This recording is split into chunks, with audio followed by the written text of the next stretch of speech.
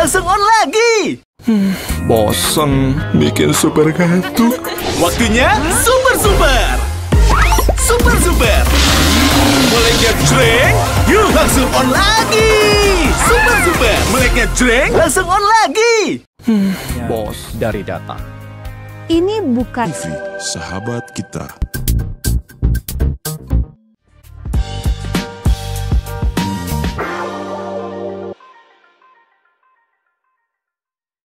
Halo pemirsa, senang sekali kami kembali menjumpai Anda di program Super Don Super Opini, ruang diskusi kita untuk mengupas isu-isu terkini. Acara ini dipersembahkan oleh Super Sour Candy, meleknya jreng langsung on lagi.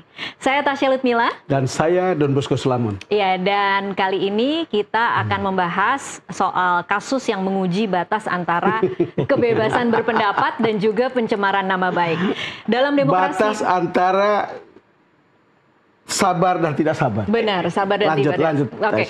Dan pemirsa, dalam demokrasi yang sehat, setiap warga negara itu sebenarnya seharusnya berhak menyampaikan pendapat dan kritik. Namun di mana sebenarnya batas antara kritik yang konstruktif dengan pencemaran nama baik? Di mana garis pemisah antara hak bertanya dengan penyebaran fitnah yang merusak? Pertanyaan inilah yang kembali menggema dan memecah keheningan ruang publik kita. Kasus lama tentang ijazah Presiden Joko Widodo yang sempat memanas kini mencuat kembali dengan wajah dan dinamika yang baru. Dan kali ini bukan sekedar perdebatan di media sosial, melainkan di ranah hukum dengan ditetapkannya salah satu pihak sebagai tersangka. Nah, kalau Bang Don sendiri, kita kebijakan editorial kita memotret kasus ijazah palsu Jokowi yang kemudian akhirnya kemarin teman-teman 8 orang itu kemudian ditetapkan sebagai tersangka. Bagaimana kita melihatnya? Begini, kita mengamati kecenderungan dan aspirasi di publik. Ini perseteruan dan polemiknya begitu panjang, melelahkan dan bahkan meletihkan. Untuk beberapa orang ini dianggap ini kok kayak kita itu melecehkan kecerdasan publik. Tetapi begitu masuk ke tingkat kepolisian sekarang sudah menetapkan tersangkanya, itu kita melihat ini adalah langkah maju untuk menjawab pertanyaan supaya kemudian orang tahu persis bagaimana duduk perkara yang sebenarnya dari polemik yang begitu panjang dan meletihkan. Jadi kalau kita lihat ini sudah sampai ke tingkat yang sebetulnya kita juga sudah menduga, tetapi bahwa sekarang baru ditetapkan, kita melihat bahwa oh ini sudah langkah yang lebih maju begitu. Iya, oke. Dan konkret lagi. Konkret ya. Dan kita akan dari sini kemudian kita harus energinya lebih baru lagi nih berarti ya. Kalau tadi Bang Don bilang katanya lelah dan letih mengikuti kasus ini karena memang sudah cukup panjang. Tetapi dengan babak baru ini berarti kita harus mulai lagi untuk mencermati bagaimana sebenarnya kasus ini. Dengan endurance baru. Dengan endurance baru. Oke. Saya akan langsung perkenalkan narasumber yang sudah hadir di studio. Ada Roy Suryo, tersangka kasus ijazah Jokowi. Halo Mas Roy Suryo. Iya, halo juga Mbak Tasya Lutmila. Mas Roy. Selamat siang juga Bang Don. Selamat siang, terima kasih. Iya, lama banget dengan Bang Don, senior saya ini. Iya, terima kasih sudah hadir di studio kami. Sama-sama, terima kasih sudah diundang. Dan juga bergabung melalui sambungan Zoom ada Ito Sumardi, mantan Kabar Eskrim. Selamat bergabung Pak Ito. Ya, selamat bergabung Pak Jenderal Ito sudah lama juga tidak ketemu. Pak Ito. Luar biasa Jenderal Ito sudah bisa Terima hadir. kasih untuk waktunya bersama kami di Super Don Super Opini. Mungkin saya ke Mas Roy dulu terlebih dahulu. Mas Roy, kemarin kan kalau setelah ditetapkan sebagai tersangka, reaksi Anda senyum saja. Di sini nggak boleh senyum aja, tapi harus menjelaskan. Tidak boleh apa sebetulnya yang ada di balik senyuman Anda sih? Baik. Jadi sebenarnya saya memang seperti tadi Bang Don bilang ya sudah menduga lama. Bahkan sebenarnya saya sangat dengar banget ya sampai ada orang bilang wah A1 itu seminggu sebelumnya. Jadi hari ketika saya akan berangkat ke Sydney. Kan sebelumnya kan saya kan kemarin berangkat ke Sydney 3 hari dan itu membongkar kasus yang lain. Itu nanti ya di segmen 2 ya. Nanti segmen 2 ya. Artinya saya dan saya sudah dengar itu sebelumnya, bahkan sudah banyak yang bilang nanti akan dicekal di bandara atau akan ditangkap Interpol di sana. Jadi sudah terdengar ada tanda-tanda bahwa akan ditetapkan. Makanya saya juga bersiap ya. Alhamdulillahnya santai aja di sana, kalau lancar semuanya sampai dapat data-data yang sangat krusial. Ini petualangan yang sudah sangat lama untuk orang seperti saya sebagai jurnalis. Rasanya itu kayak didaur ulang. Iya, berkali-kali kan capek diskusi di sini, ada di Prime, ada di Merah Putih. Anda merasa nggak bahwa itu meletihkan publik juga dengan cara begini? Gini, meletihkan dan tidak itu sebenarnya tergantung bagaimana kita meletakkan daya nalar dan daya sabar tadi. Iya. Ya gitu. Kalau nalar sebenarnya dari awal tuh nggak perlu panjang. Karena tinggal tunjukin saja ijazahnya selesai. Udah dari awal. Tapi kan masalahnya ada yang nggak mau menunjukkan ijazahnya dan itu di luar daya nalar.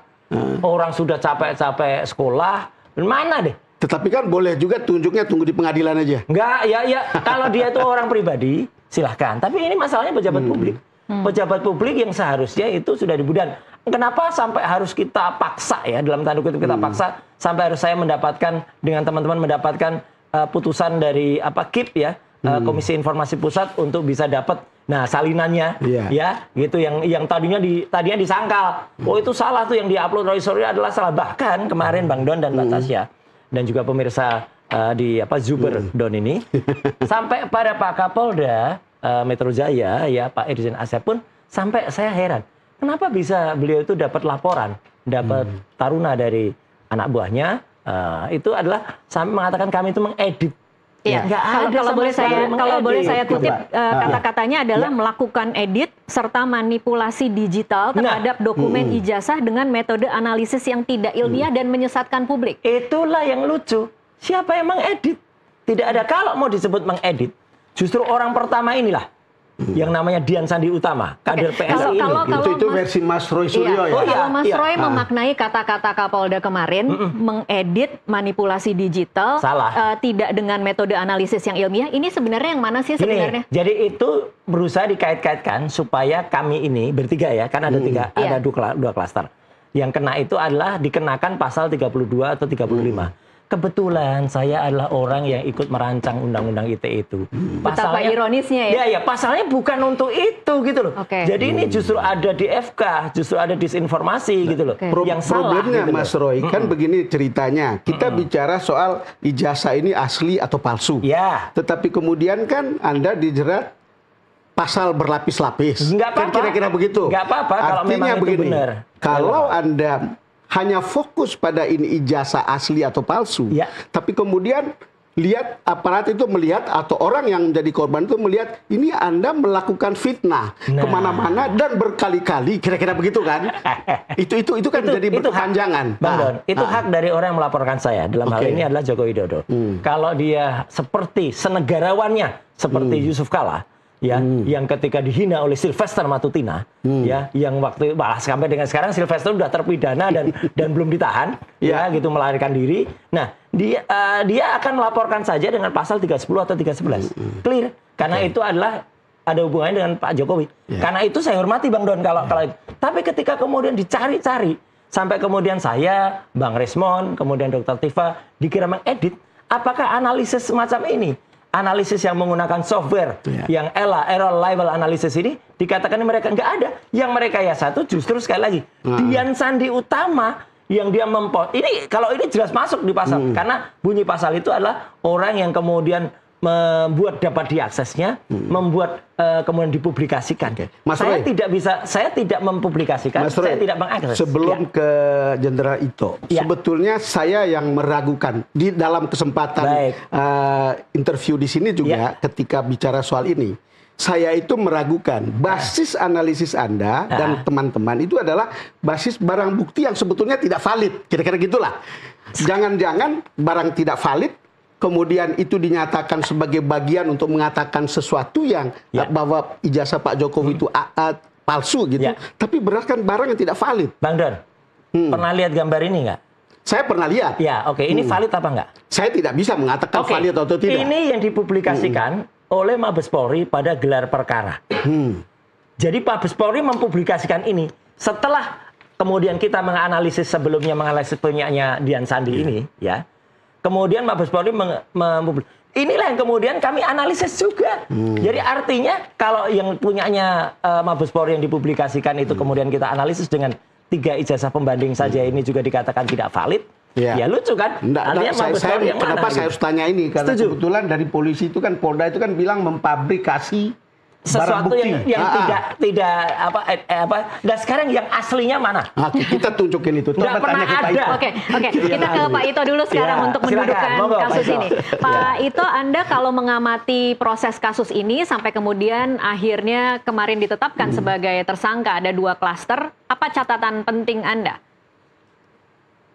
Yang pertama, Mbak, saya kan sekarang kebetulan ditunjuk sebagai penasihat ahli Kapolri. Oh. Di mana di tempat kita ini banyak sekali para ahli-ahli hukum yang bukan anggota Polri ya. Ya. Pakar-pakar hukum. Kemudian kedua, kita melihat ini kan masalah hukum. Sehingga kalau dalam masalah hukum, tujuan hukum kan harus ada kepastian, Iya. keadilan, dan kemanfaatan. Sehingga di sini saat inilah waktunya kita untuk menunjukkan kepastian. Tapi kepastian ini kan masih diuji. Kalau dalam sistem peradilan pidana, itu adalah polisi hanya sebagai penyidik.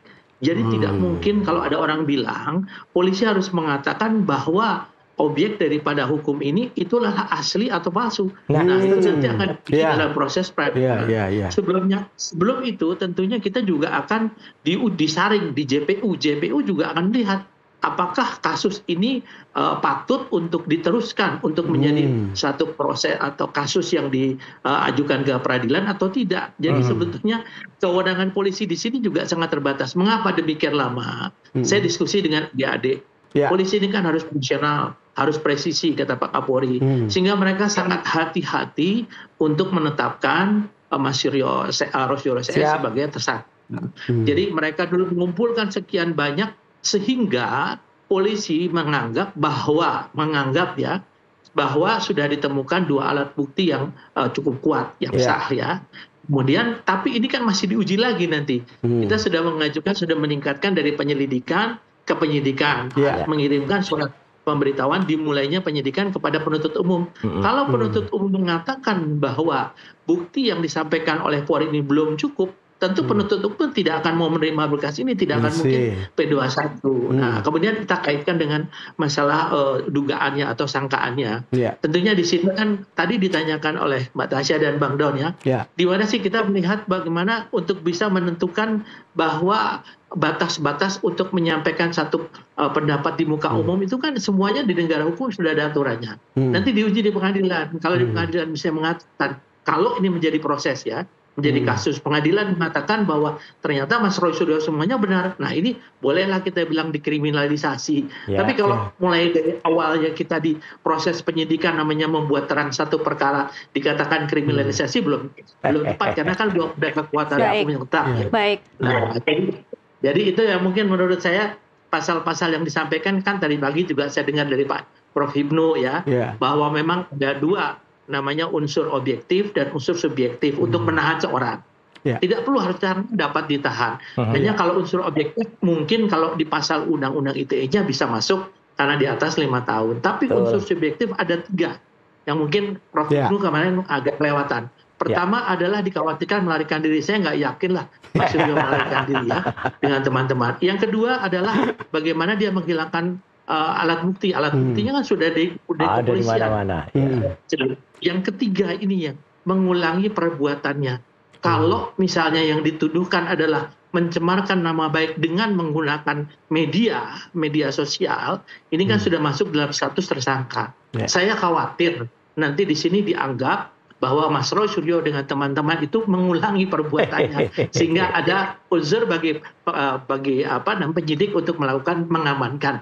Ini saja menurut saya dari pandangan hukum. Jenderal Ito, saya mau tanya dulu satu lagi, Tes. Saya juga tidak ada kaitan dengan Pak Jokowi. Saya bicara sebagai orang hukum. Nah, pertanyaan saya, Jenderal Ito, ini ada kasus kertas palsu apa asli? Ini kan soal ijazah.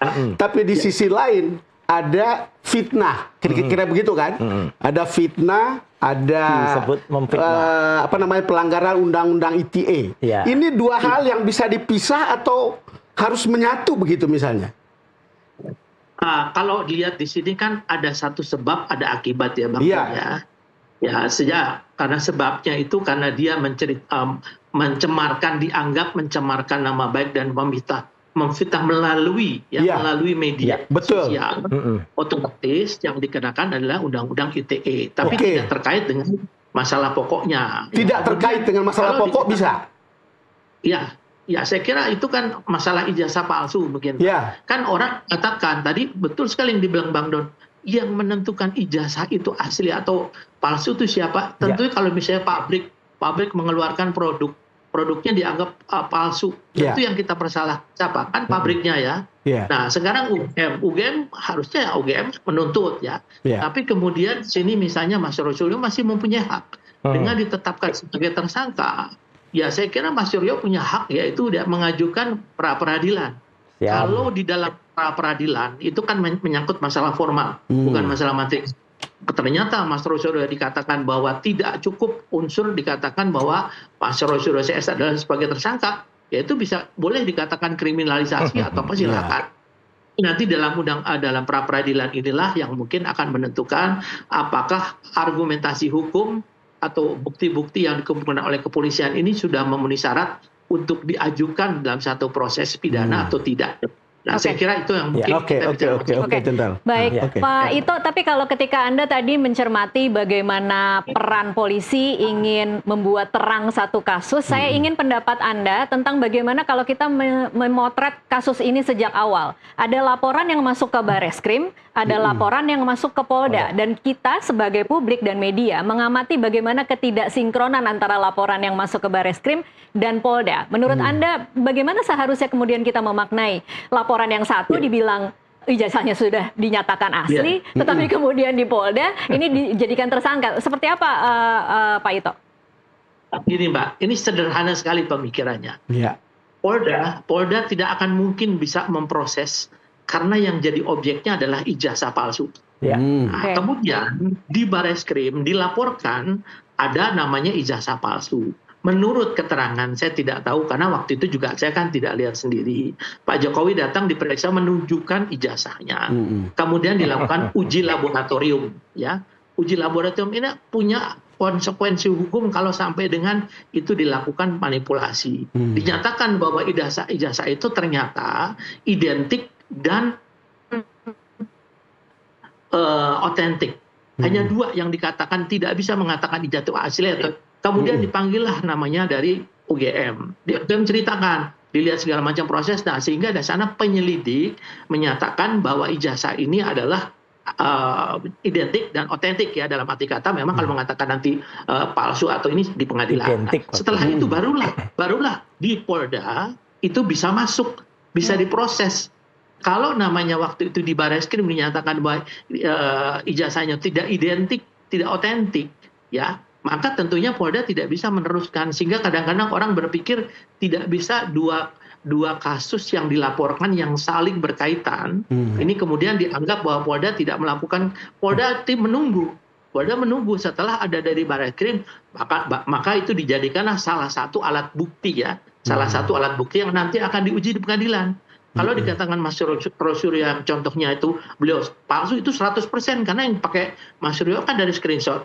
Ya pasti 100% itu pasti palsu, kecuali kalau itu memang yang dimiliki oleh Pak Jokowi saat ini. Jadi saya kira inilah yang membuat mengapa polisi harus hati-hati, Mbak. Ada lagi kasus di Sleman, yaitu tentang dua orang itu Pak Bambang CS ya. Tentunya kita juga harus menunggu juga di sana. Sementara di sana belum putus keputusan hakimnya, kita sudah bergerak, nggak bisa. Kita harus menunggu. Ini yang mungkin bagi masyarakat menganggap bahwa polisi ini lambat atau lama. Tapi sebenarnya masalah hukum kan kita harus menghormati hak asasinya Mas Suryo CS ya. Harus menghormati hak asasinya Pak Jokowi.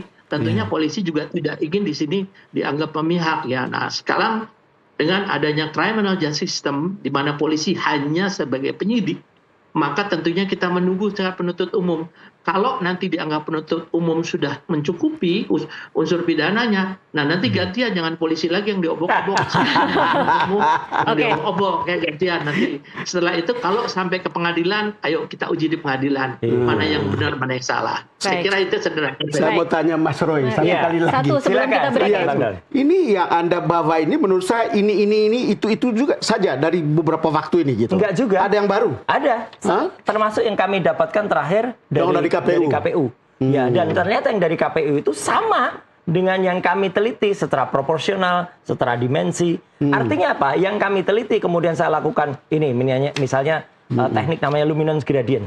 Saya khawatir ahli dalam tanda kutip yang diajukan itu tidak mengerti penggunaan software ini. Karena apa? Karena di sini jelas betul nampak bahwa pas fotonya itu tidak terlintas pada capnya. Dan jelas banget ini adalah hasil ilmiah. Ini teknis, bukan hanya dilihat dengan mata saja. Kan mereka tuh hanya melihat dengan mata, oh itu ada lintasannya. Ini adalah ilmiah, jelas betul gitu. Dan sekali lagi, saya menghormati ya pendapatnya Pak Ito. Sekaligus saya juga menghormati pendapatnya Pak Susno Duaji kemarin yang mengatakan ini harus dibuktikan dulu. Iya, gitu betul. Iya, masalahnya ini belum dibuktikan pada level sampai ke tingkat pengadilan yang itu sudah berkeutamaan tetap. Kalau hanya tadi makanya terima kasih Pak Ito sudah menyampaikan polisi tidak bisa sebagai pengadil yang kemudian memastikan benar itu. Jadi makanya nanti kalau ada misalnya proses P19, P21, bolak-balik kayak waktu Jokowi dengan Pak Kasmujo yang palsu itu juga ternyata Pak Kasmujo bukan siapa-siapa itu. Nah ini yang harus diuji juga gitu. Artinya jangan sembarangan kemudian malah memastikan atau menuntut kami dengan pasal 32 dan 32 ITE. Sekali lagi saya tahu persis guna pasal itu. Harus yang kena adalah Dian Sandi Utama. Dan Dian Sandi Utama sudah disapor kalau Profesor Yusuf Hanuk sebagai dia mengupload. Jelas dia mengupload tanpa izin saja sudah salah. Dikasih izin saja salah. Ya karena dia mengupload dan apalagi nih yang diupload Bang Don. Ya. Ini miring. Saya udah tahu itu Mas. Ini miring. Jadi artinya tidak sesuai aslinya. Dialah yang mengedit ini. Ini saya sama sekali menonton sinetron. Iya. Jadi yang satu bilang A, B, drama ini. Jadi Mas Yuryo, tapi kesimpulannya menurut Anda pasalnya salah ya? Pasal itu tidak tepat digunakan dan menurut kuasa hukum kami ada kekhawatiran bahwa pasal itu diselundupkan hanya semata-mata untuk kemudian melakukan penahanan. Sekali lagi, kalau 310-311 kami rela dituduh itu, ya, karena itu perasaan kan, itu perasaan Pak Jokowi. Tapi kalau kemudian kami dituduh menyebarkan itu satu yang 27. Kebetulan Mbak Tasya dan juga Bang Don dan juga Pak Ito mungkin dan seluruh pemirsa Nusantara TV, yang menarik adalah kalau saya tidak pernah menyebarkan. Saya itu tidak punya akun, nggak punya akun X, nggak punya akun Facebook, nggak punya YouTube. Kenapa nah, kalau tadi, ada, saya hanya diundang kan di YouTube. Kenapa saya tadi tanya ke Pak Ito bahwa bisa dipisahkan antara urusan ijazah palsu dan fitnahnya. Betul, silakan. Kira-kira begitu. Kan kita tahu bahwa Anda kemana-mana bilang Jokowi itu bohong. Iya. Skripsinya juga bohong. Oh, kalau skripsi saya pegang langsung. Entah, ya, maksud saya, kan ini kan hal-hal atribut bohong itu kan fitnah. 99,9% bohong. Nah, ya, bahkan 99,99% bohong. Yes. Hal yang kemudian sebetulnya untuk orang seperti saya pasti masih debatable. Silakan. Makanya saya bertanya, kalau fitnahnya bisa terpisah dari urusan ijazah asli atau palsu, gitu dari Pak Ito bilang. Setuju. Kalau Anda mestinya siap untuk diperiksa sebagai melakukan fitnah, bukan? Nggak apa-apa. Kalau melakukan fitnah itu hak dari Pak Jokowi. Sama dengan ketika Pak Yusuf Kalla itu kemudian meskipun dibawa, itu laporan enggak. Pak Yusuf Kalla juga hanya menuntut Sylvester Matutina. Yang bahkan sekarang sudah jadi terpidana dan sekali lagi itu melarikan diri dan tidak ditahan ya selama 6 tahun sudah inkrah, itu pun aja beliau hanya menggunakan pasal 310 bukan pasal-pasal yang lain yang ngaco gitu. Oke, baik, kita harus break dulu, nanti kita akan sambung usai jeda. Pemirsa tetaplah bersama kami. Saya akan menawarkan dulu permen ini ke Bang Don Terima dan kasih, Mas Roy luar supaya biasa. kita bisa Ini break dulu. Permen Super. Super Sour Candy meleknya jreng langsung on lagi. Pemirsa tetaplah bersama kami.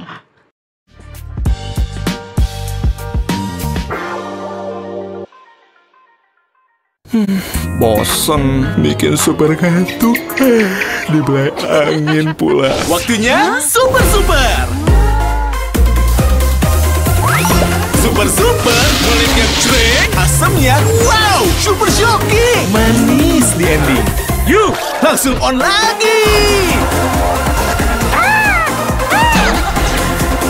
Super mulai ngejreng, langsung on lagi. Cobain yuk. Jreng, langsung on lagi. Cobain yuk.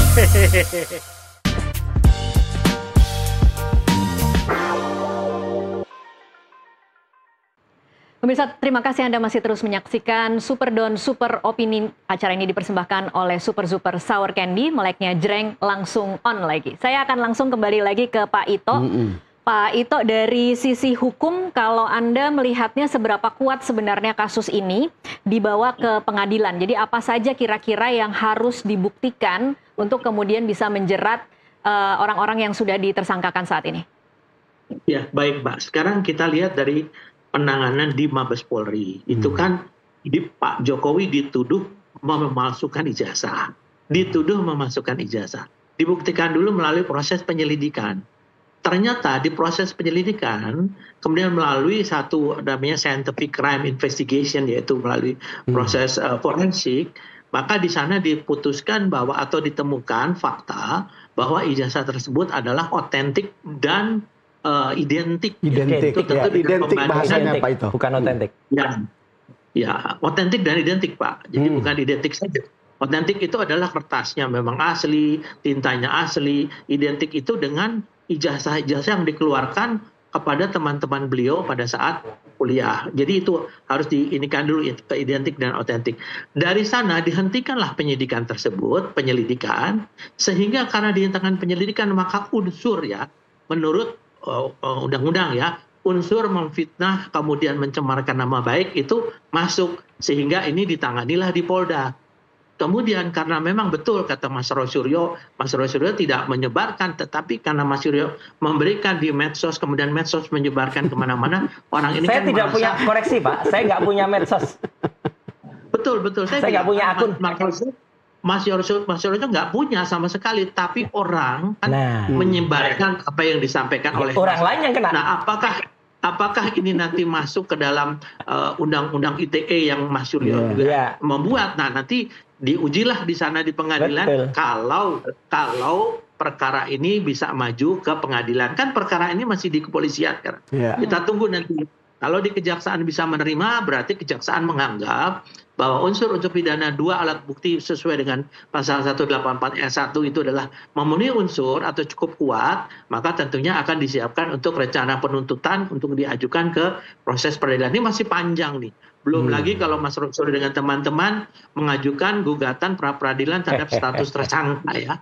Ada rencana tidak Mas Roy? Kita Tunggu memang tanggal masih mainnya. panjang dan jujur saja ini juga selain melelahkan mungkin kalau buat media, jujur aja Mas Don, ini bagus juga buat naikkan rating gitu. Ratingnya naik. Mas Roy. Iya. Kira-kira. Jadi nggak bisa dipisahkan Mas Don. Ya, Bisa oke. dipisahkan karena objek utamanya adalah ijazah yang dianggap palsu. Yang kedua adalah orang yang mengatakan ijazah itu palsu dan menyebarkan keluar. Ini kan menurut sangkaan, namanya tersangka kan azas praduga bersalah dikedepankan. Jadi kita tidak bisa mengatakan Mas Roy itu salah atau tidak. Nanti pengadilan lah yang mengatakan salah atau tidak. Baik. Ya. Mas Roy, ini kan ada tuduhan pencemaran nama baik, ada penghasutan, ada pelanggaran undang-undang ITE. Dan itu kira-kira ada ancaman maksimal kalau di total-total nih, itu bisa 9 tahun, Mas. Betul, cuman kan cara menghitungannya kan nggak begitu. Selalu harus yang pertama, mohon maaf, kalau yang 160 yang penghasutan, tidak dikenakan pada klaster kami bertiga. Ya, itu dikenakan pada klaster yang berlima. Yang mulai dari Egy Sujana, kemudian Damai Hairul Lubis, Rustam Effendi, Bu Kurnia Triryani dengan Rizal Fadila. Ya, itu yang 160. Karena itu yang menghasut. Nah, saya nggak kena itu. Tapi yang saya kenakan ini yang penting ada yang 32, 35. Yang itu jelas-jelas betul. Di situ ada membuat dapat diaksesnya. Bang Don dan Mbak Tasya, semua pemirsa NTV dan juga Jenderal Ito pasti juga ingat. Dulu ada kasus misalnya ada seseorang kemudian melakukan perbuatan membuat film porno, ya gitu. Saya kebetulan jadi ahlinya, ya waktu itu sampai ke persidangan. Ya, sangat terkenal banget itulah, gitu. Ya kita semua tahu ya. Nah semua tahu lah. Di dunia maya kebetulan namanya juga ada mayanya, ya. Nah, tanpa sampai disebut lagi namanya. Nggak usah. Ya. Nah itu undang-undang kita tidak bisa menjerat siapa pembuatnya, tapi siapa yang menyebarkan. Nah di sini sekali lagi supaya semua pemirsa NTV dan pemirsa dari Super Don ini ada tidak ada saya sendiri memiliki akun Twitter saya nggak punya, akun X saya nggak punya, akun YouTube pun saya nggak punya. Nah kalau saya diundang oleh NTV, apakah kemudian saya yang kemudian dituduh? Kan enggak. Dan media juga nggak bisa dituduh karena media itu the fourth state of communication. Pilar keempat, YouTuber juga sulit untuk dikenakan karena mereka hanya membawa pesan itu. Nah ini yang maksud. Kalau ada orang lain menyebarkan, yaitu silakan. Mas Roy, saya ingin teruskan. Boleh saya pegang silakan, yang ini? Yang mana? Yang selalu beredar selama ini. Itu adalah, ini. misalnya yang itu analisis Ella. Maksud saya begini, saya mau tanya, apakah Jenderal Ito, kan di kepolisian dibilang terbukti itu otentik dan identik. Kira-kira begitu ya? Ya. Apakah dimaksudkan adalah tentang hal yang sama? Yang dikasih atau yang disebarkan atau yang difoto sama Kalau yang di Barreskrim sih ini. Mas Roy ini? Yang ditampilkan ini. Yang ini katanya yang ditampilkan. Itu yang Apakah di sama Barreskrim. gitu? Ya, yang jelas yang dilakukan oleh puslapor ya, puslapor forensik itu adalah tidak mungkin yang fotokopi hasil-hasilnya. Masalahnya itu nggak pernah Kemudian muncul. pada saat penjelasan itu bisa saja kita menyampaikan kira-kira contohnya Nah, tidak perlu itu yang tidak aneh perlu kalau harus itu di luar nalar. hal yang betul-betul yang asli tidak perlu ditampilkan. Itu perbedaan yang aneh. sangat prinsip, Kemudian Mas Roy. prinsip. oleh polisi itu adalah itu yang dilakukan oleh penyelidikan secara forensik, bukan yang itu.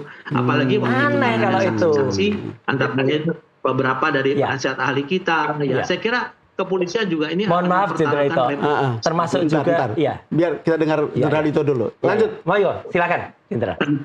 Jadi saya pikir tidak mungkin kepolisian ini harus istilahnya mempertaruhkan nama baik dan kredibilitasnya. Apalagi tadi Bang Don, ini kan baru merupakan langkah awal dari proses hukum, yaitu di proses penyidikan. Nanti ada proses penuntutan, proses peradilan. Yang disampaikan Mas Roysilo tadi itu adalah merupakan argumentasi kalau ini jadi kasus ini disidangkan di pengadilan. Jadi nanti Mas Roysilo bisa menyampaikan argumentasi ilmiah apakah diterima oleh hakim atau tidak.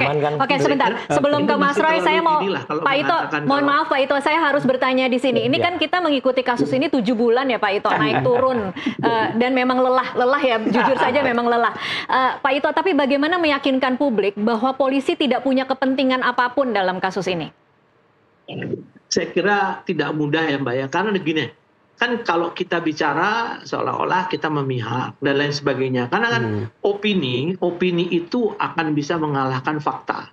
Jadi saya kira sekarang kalau polisi itu tentunya menunggu nanti saja di proses pengadilan. Kenapa lama? Orang tidak mungkin kurang paham bahwa kita juga harus menunggu hasil daripada pengadilan Sleman. Bukan hanya dari Barreskrim. Setelah pengadilan Sleman diputuskan, barulah kita memiliki satu keyakinan bahwa ini bisa dijadikan sebagai alat bukti, itu dari versi polisi penyidik. Kalau nanti menuntut umum ini adalah bukan merupakan alat bukti, kita pasti akan menerima. Saya kira demikian. Nah, pertanyaan untuk Mas Roy. Silakan Bang Don. Kan tadi itu dibilang sama Pak Ito yang di sana itu pasti diperiksa secara forensik dari aslinya. Ini ya. Yang Anda punya itu dari fotokopinya. Gini. Ini yang menjadi pertanyaan bukan saya, tapi masyarakat. Pak Sigit Sunarta, dekan Fakultas Kehutanan saja menunjukkan fotokopi.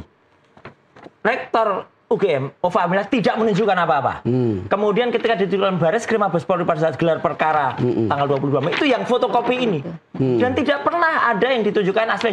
Yang pernah katanya melihat aslinya tuh orang-orang pendukung Jokowi kayak Judi Ari. Kemudian itu yang bohong itu. Kenapa saya bilang bohong? Ketika didesak di TV lain, Anda lihat asli atau enggak? Enggak, cuma scan. Padahal katanya aslinya. Dan nggak mungkin dilihat aslinya. Karena aslinya masih ada di tangan Mas Budi. Ini perbedaan sangat krusial. Yang saya teliti, itu ada dan bahkan saya bertanggung jawab terhadap pembandingnya. Misalnya pembandingnya 1115 milik Fronojiwo, 1117 milik Sri Murti Ningsih, 1116 milik Arna Mahwan Mulyono. Yang dijadikan pembanding, Bang Don, oleh polisi itu nggak pernah ada gelap. Tapi pembandingnya itu mana? Soalnya kan begitu, Mas. Jadi fotokopi itu tidak sama dengan aslinya. Itu sudah dua hal yang sangat prinsipal berbeda, bukan? Oke, secara hukum ya. Tapi secara teknis, kalau kita lihat, apa yang ditunjuk oleh KPU ini yang sama. Ini saya ukur scalable.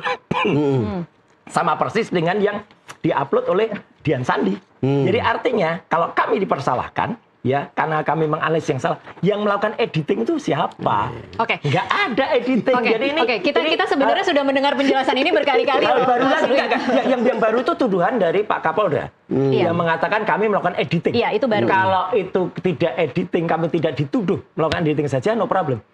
Editing supaya apa? Supaya kami itu dikenakan pasal 32 dan 35. Ini kalau dalam film Ada Apa Dengan Cinta, kayak kata-kata cinta kepada Rangga, jahat gitu loh itu. Mas Roy, tapi ini lagi-lagi saya juga udah berkali-kali menanyakan ini ke Mas Roy, tapi saya tanyakan lagi karena sekarang kan statusnya sudah tersangka. Ya, naik kelas katanya gitu kan. Seperti apa komunikasi dengan teman-teman lain yang kemudian berstatus tersangka? Dan lagi-lagi saya harus bertanya, mengapa penting buat Anda untuk membuktikan bahwa ijazah Jokowi itu palsu? Oke, sebenarnya. Dan apakah sepadan dengan kemudian sekarang menjadi tersangka? Oke, gini. Sebenarnya tidak ada hal yang sulit ya untuk saya berkomunikasi dengan teman penelitian karena kami tujuan sama, mempertanyakan kejujuran dan kenegarawanan. Iya, kenapa penting? Kenapa penting? Karena Jokowi itu pernah menjadi Presiden Republik Indonesia. Dan kalau ditanya kenapa kok baru sekarang, ya kenapa tidak dulu? Sekarang aja saya berani. Tapi kenapa dengan memfitnah? Oh, kira-kira pertanyaan. Enggak, kan sekarang kan tuduhannya kan begitu kira-kira. Nah, itu harus kita jawab. Saya hanya meneruskan kalau apa yang kalau itu pasti 99,9% palsu, sama dengan ini. Ini adalah ijazah dari contoh ijazah dari UTS Insers yang minggu yang lalu saya dapatkan contohnya dari sini. Ini juga membuktikan 99,9% Gibran tidak menyelesaikan sekolah di level SMA. Jadi dia harusnya maksul. Makanya ini bisa kena kasus berikutnya loh, Mas Roy. Oh, ayo. Kalau ini ayo, silakan. Ini fakta. Dari UTS Insers saya sudah dapat datanya. Bahkan sampai dengan sekarang, data di situs Kementerian Sekretariat Negara saja salah. Saya malah 2004, nonton di 2007, YouTube, Mas ya. Roy, yang justru Anda katanya menanyakan seseorang di sana yang betul datang kursus bahasa Inggris. Oh iya, betul. Karena dia mau cari kerja di karena nggak ada. Australia. Tahun 2006. Tetapi orang seperti Gibran tidak begitu. Ini saya betul-betul nonton ya. Betul. Tahun 2006 ketika Gibran di sana, memang yang ada di insert UTS itu memang hanya bahasa Inggris.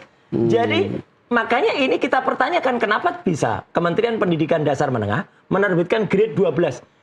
Istilahnya saja salah, Bang Don. Nggak ada grade, adanya years. Oke lah, soal ini kita akan pertanggungjawabkan dan saya semakin yakin status penersangkaan kepada saya dan kepada beberapa teman yang lain ini adalah untuk membuat saya men-stop ini. Dan itu jawabannya lagi ke pertanyaan Mbak Tasya. Kami tidak akan stop dalam keadaan kami akan membongkar tujuan semua akhirnya kebohongan. apa sih, Mas Roy? Apa harapan Anda? Tujuan ujungnya kejujuran dan itu apa? kenegarawanan agar Indonesia tidak lagi mendapatkan pemimpin dengan ijazah palsu. Masalahnya dan di berbagai media sosial juga Anda meminta kejujuran pada orang lain, tetapi problem integritas Mas Roy sendiri dipertanyakan juga sama orang. Apanya dipertanyakan? Ya, karena pernah dulu katanya waktu Menpora kan? Itu palsu. Itu fitnah kejam luar biasa. Ya, saya dituduh. Ya, nggak apa-apa, saya dituduh membawa barang-barang. Tidak ada kasus itu. Itu tuduhannya salah, kemudian sudah diklarifikasi. Dan bahkan saya memenangkan ketika Kemenpora menggugat saya. Kemenpora mencabut gugatan karena salah. Dan ya malah menterinya masuk penjara gara-gara kasus lain itu kan karma gitu loh. Jadi artinya gini Bang Don, ya namanya di sosmed ya tentu saja pro dan kontra banyak. Banyak juga termul yang ada di sana yang saling dan itu hoax juga. Banyak banget hoax disebarkan, hoax ke saya, hoax ke istri saya, hoax ke keluarga, hoax juga kemana. Tapi yang jelas saya kembali ke jawabannya. Karena begini, kalau lihat perjalanan panjangnya Mas Roy ini, orang seperti saya sebagai jurnalis ya, walaupun saya tidak ke lapangan begitu sering gitu.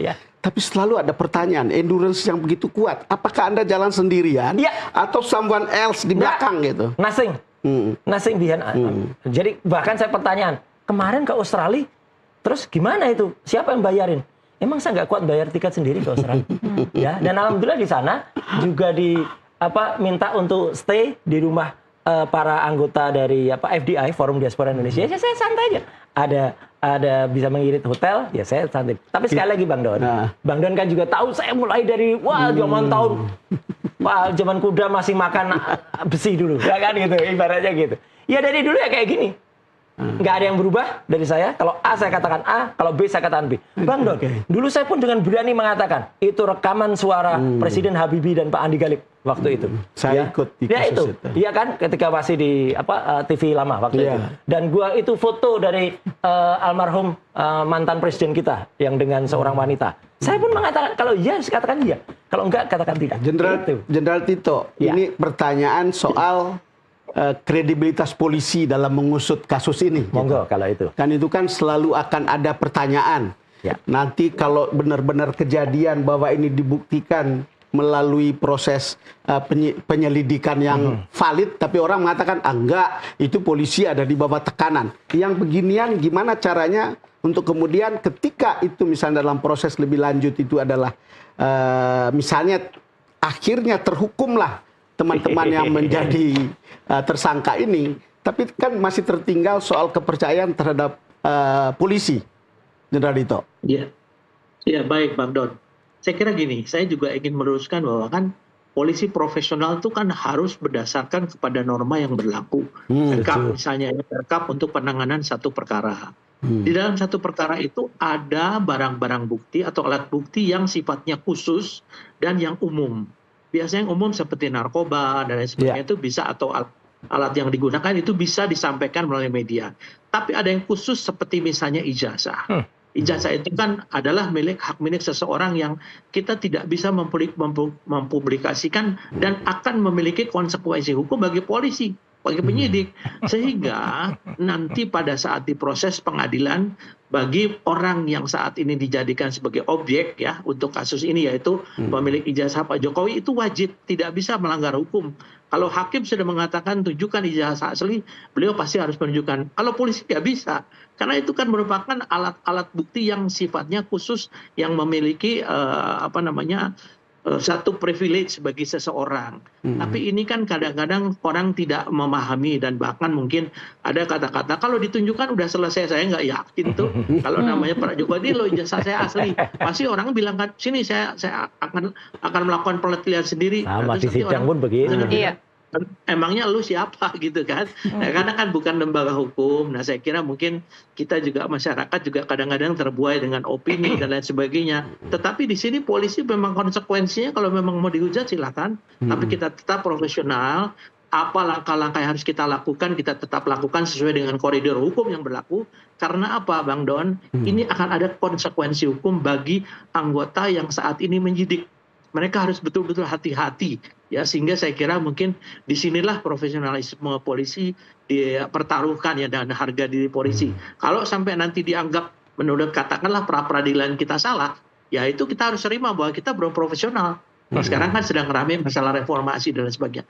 Tapi kalau itu diterima berarti memang polisi profesional, dan silakan nanti diikuti saja proses hukum sampai proses pengadilan. Kita lihat hakimnya nanti profesional atau tidak.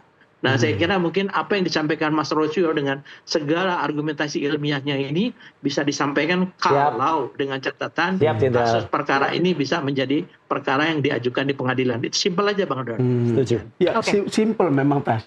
Iya. Tapi ramenya tidak simpel. Nah iya, mungkin Bang Don kita bisa bahas sedikit ya soal ini. Tadi menarik karena Pak Ito juga ngomong seperti itu. Tadi kalau saya kutip, saya ngomong seperti ini bukan berarti saya pro Jokowi atau tidak pro Jokowi. Karena memang pembicaraan soal kasus ini kemudian ramai di media sosial selalu menimbulkan pertikaian atau polarisasi lah kalau boleh dikatakan ya. Polarisasi yang sangat tajam antara pro Jokowi dengan pembenci Jokowi mungkin ya kalau bisa dikatakan.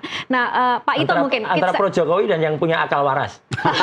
Antara pro Jokowi dan pro Roy Suryo mungkin. Enggak ada saya. Oke, saya ke Pak Ito dulu. Pak Ito, kalau Anda mencermati kasus ini, apa yang membuat begitu menarik bagi publik, dan bagaimana sebenarnya seharusnya publik menyikapi kasus ini agar tidak menjadi sebuah pertikaian atau polarisasi baru yang sebenarnya kita tidak begitu menyukai keadaan seperti ini yang biasanya kita saksikan jelang-jelang pemilu, Pak Ito, tapi ini tidak ada pemilu, gara-gara ijazah palsu kita melihat begitu terbelah opini publik. Ya, sebenarnya sederhana ya Mbak Tasya. Ya. Publik itu kan macam-macam. Ada yang memiliki pengetahuan tentang hukum, ada yang orang mungkin merasa seseorang ini menjadi idolanya, ya.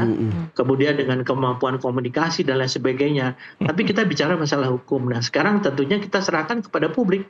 Nah, disinilah mungkin letaknya. Kadang-kadang kan polisi juga tidak perlu harus setiap masalah kecil harus disampaikan ke publik.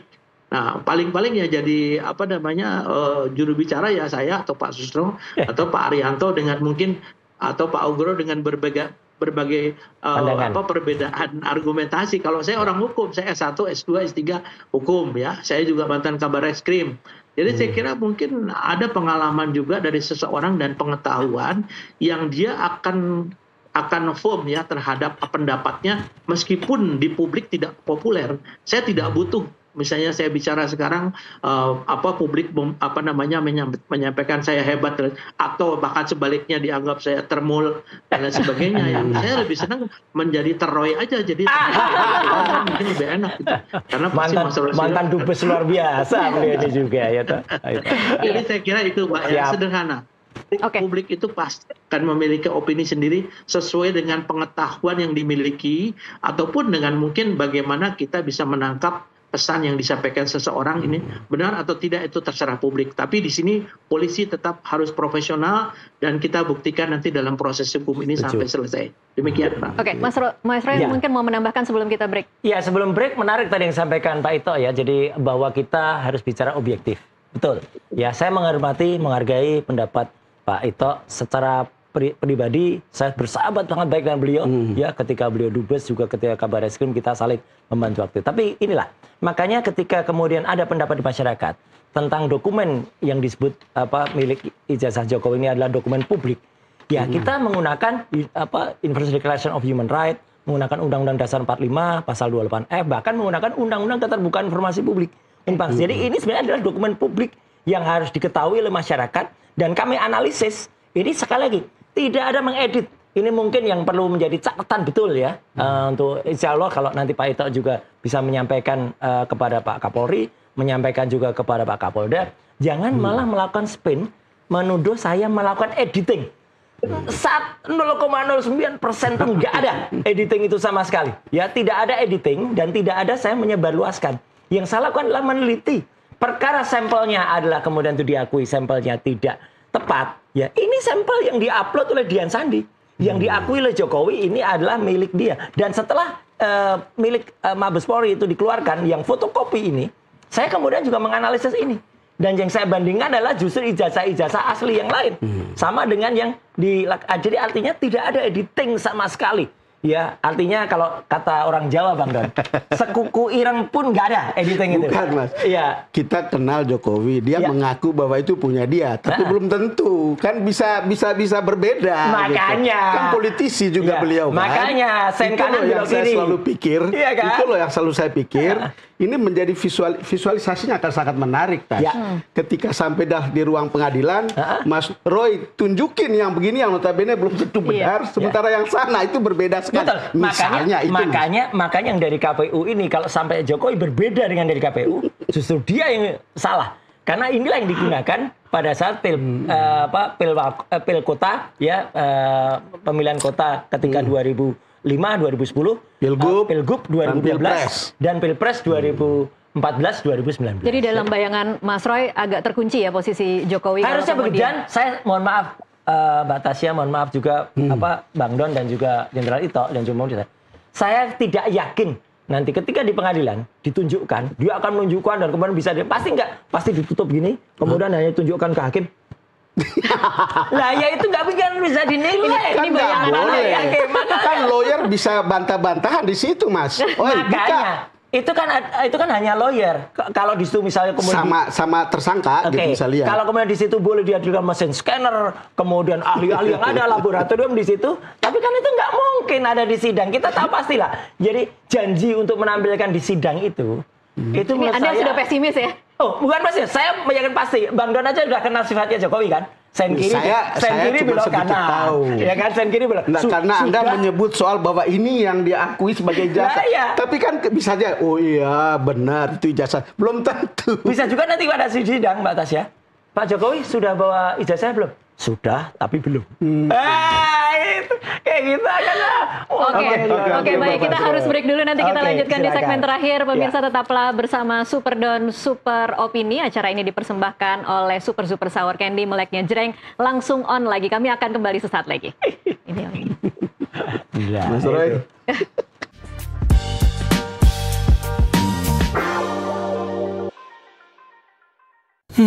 Bosen bikin super kartu, dibelai angin pula. Waktunya super. Super mulainya jreng, asamnya wow, super shocking, manis di ending. Yuk, langsung on lagi. Super, mulainya jreng, langsung on lagi. Cobain yuk! Bersama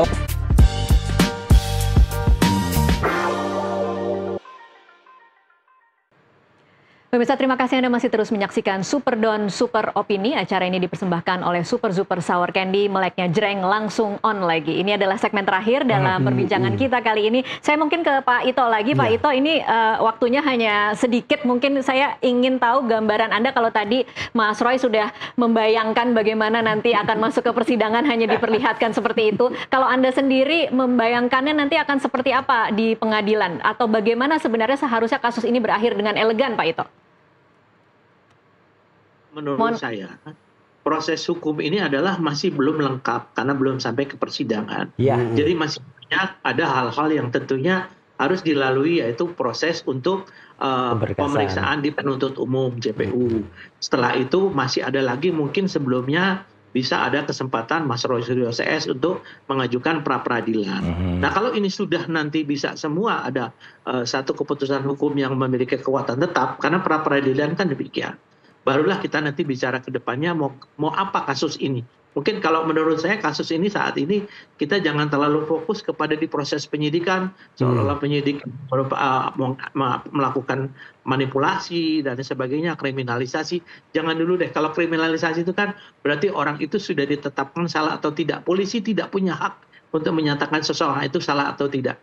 Polisi hanya mengumpulkan alat bukti sesuai dengan terminologinya penyidikan, yaitu membuat terang satu perkara. Saya kira kita tunggu saja. Saya tuh memberikan support juga sepenuhnya kepada Mas Roy. Terima kasih, Jenderal Ito. Kita semangat berjuang. Kita berjuang. Kalau memang kebenaran itu memang nanti diperoleh, ya alhamdulillah kita hormat. Kalau mungkin nanti ada hal-hal yang mungkin ada konsekuensi hukum, ya tentunya kita berharap Mas Roy juga besar hati bisa menerima semuanya. Demikian. Pak Ito, tapi kalau dalam kalkulasi Anda ini masih panjang berarti ya Pak Ito, karena kan kalau mungkin dari publik tadi kita bicara soal lelah, bagaimana energi kita dihabiskan, pastinya publik, masyarakat juga ingin ini lebih cepat lagi selesai sehingga energi kita bisa disalurkan ke hal-hal lain yang mungkin lebih penting, Pak Ito.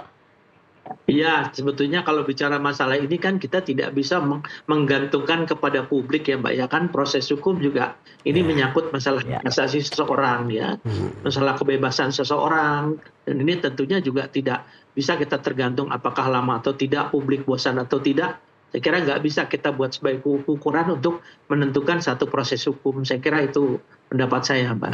Oke. Sekarang kita tanya ke Mas Roy. Iya, Mas Roy. Mas Roy, ini bukan soal hukum nih. Betul, apa? Tetapi kalau kita ikuti perdebatan yang begitu panjang, saya itu lama jadi wartawan politik.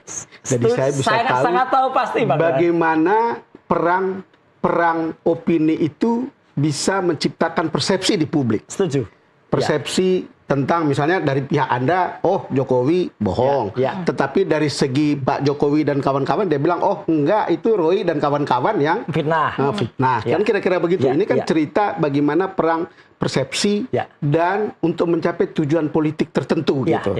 Saya mau tanya, Mas Roy punya tujuan politik? Sama sekali tidak. Satu yang sudah saya pastikan, Bang Don tahu kenal saya dulu sebelum menjadi anggota partai politik, kemudian masuk partai politik, 15 tahun saya di partai politik, sempat menjadi wakil ketua umum di partai itu, kemudian bahkan menjadi anggota DPR, menjadi menteri, gitu. Tapi saya sudah pamit dari partai itu 5 tahun yang lalu, dan saya pamit baik-baik. Mas Roy, gampang untuk mengakui bahwa itu tidak? Tidak, tidak, sama sekali tidak ada aturan. Dan yang gini, tadi saya hormati Pak Ito mengatakan polisi kan belum memastikan. Iya, cuman stigma itu sudah saya alami. Stigma menjadi tersangka itu kalau di masyarakat udah pasti salah. Belum tentu sebenarnya, karena kan masih disangka. Cuman ya ini, makanya tidak banyak orang berpikir. Dan kalau tadi dikatakan ada termul, Bang Don, saya ini kormul kalau sekarang. Korban Mulyono. Di era posmo seperti sekarang, post-truth seperti sekarang, orang tidak bicara soal faktanya seperti apa sesungguhnya, tetapi sesuatu yang diterima sesuai dengan apa yang ingin dia terima gitu, atau apa yang dia ingin pikirkan. Makanya itu di era post-truth itu kan kayak tadi yang disampaikan Mbak Tasya ya, di sosial media banyak sekali yang menuduh. Itulah korban. Tapi kan pendukung Anda juga banyak kan, Mas Roy? Kalau pendukung banyak itu yang masih punya akal waras. Ya enggak juga lah. Yang ada di tempatnya yang merasa bahwa Anda juga, dia juga merasa mereka waras. Makanya biar aja. Tapi sekali lagi, Ya, saya hanya tidak saya hanya berharap ya. Kalau ada yang bilang Mas Roy menikmati semua proses ini. Menikmati, mau diancam dengan masuk bui kok menikmati. Nggak ada sama sekali. Saya hanya menekankan kejujuran, tapi gini, yang paling penting. Ketika zaman rezim Jokowi dulu, sudah ada 2 anak bangsa yang menjadi korban dipidana, yaitu Bambang Tri dan Gus Nur.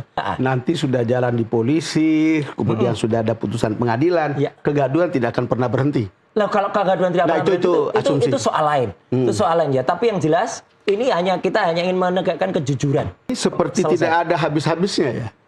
Demi kejujuran dan demi kebenaran kami harus lakukan itu. Oke, sayang sekali waktunya sudah habis. Terima kasih Mas Roy dan juga Pak Ito untuk waktunya bersama kami di Superdon.